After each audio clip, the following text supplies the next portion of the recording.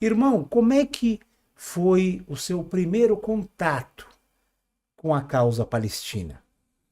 Irmão, eu sempre fui uma pessoa inquieta, desde garoto, né?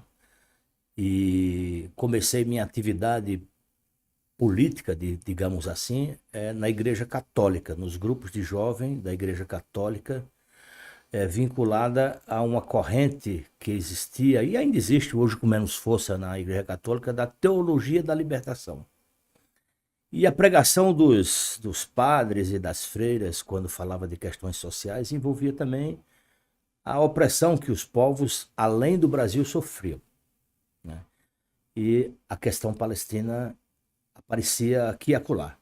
Mas o momento assim, mais importante que eu recordo que eu tomei acesso à questão palestina e passei a me dedicar efetivamente foi logo após o massacre de Sabra e Shatila no Líbano, Setenta quando e seis, Palestina, 82, 82. quando palestinos e palestinas refugiadas no Líbano foram mortas, né? Centenas de pessoas foram mortas, Sim, sim. crianças, Um dos mulheres massacres grávidas, mais cruéis da um dos história. massacres mais cruéis do sionismo, com apoio da falange libanesa, que atingiu essas Os pessoas, já acampamentos palestinos, eu dois acho. campos de refugiados de Campos. Sabra e Shatila, que eram palestinos, já tinham sofrido o processo da Nakba, Sim.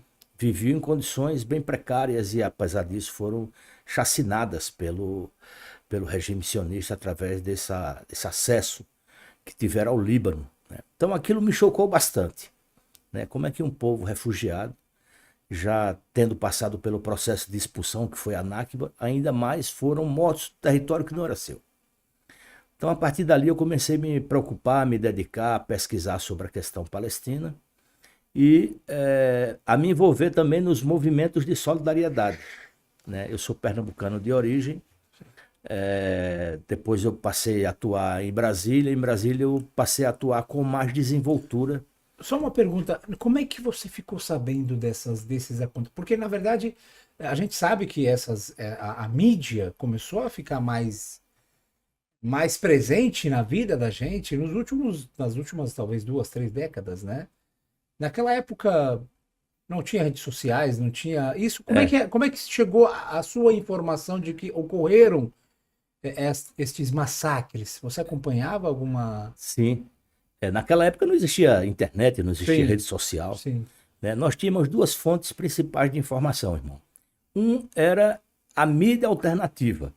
Então, tinham vários jornais que sobreviviam com muita dificuldade, mas era uma fonte confiável e através da qual nós tínhamos acesso a essas informações. sim. Então, tinham jornais como o Jornal Movimento, o Jornal Em Tempo, depois foram surgindo jornais, a Tribuna da Luta Operária, depois tinha Hora do Povo. Então, havia uma quantidade significativa de jornais Que que a gente inclusive chamava. algumas existem até agora, né? Tem umas que existem até agora. Tinha um jornal muito famoso, o Pasquim, Uhum. também, que era um dos mais influentes naquela época.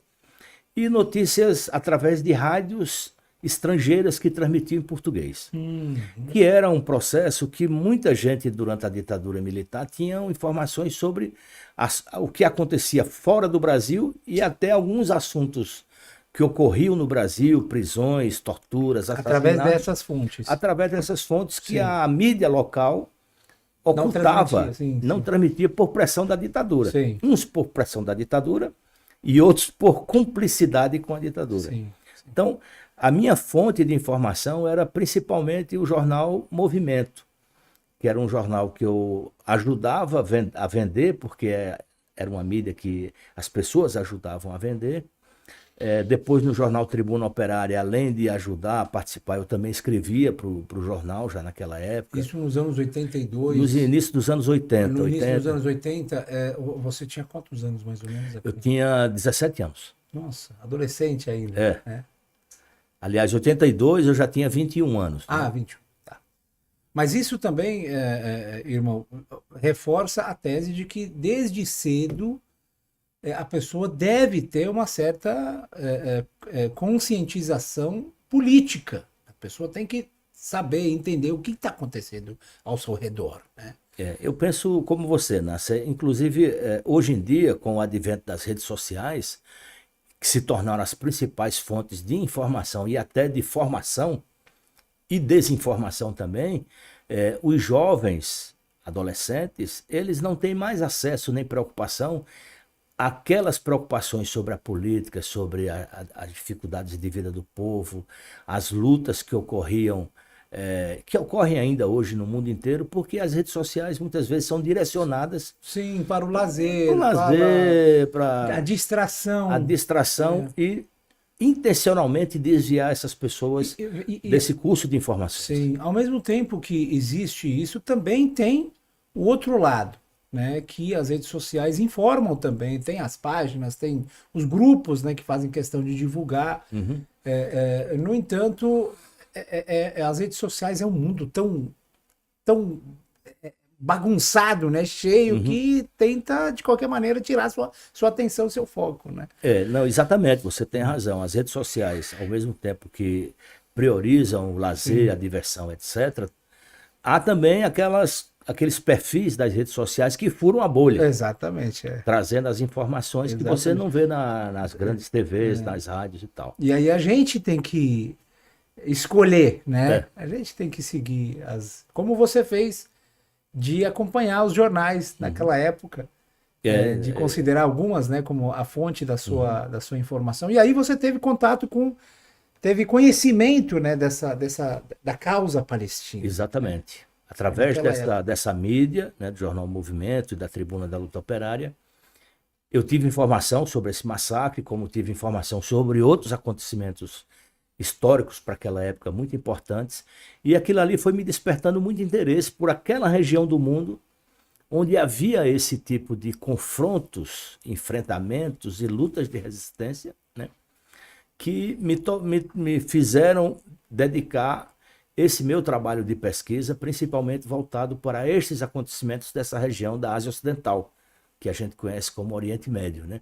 Palestina, Irã, a luta de resistência no Líbano, no norte da África.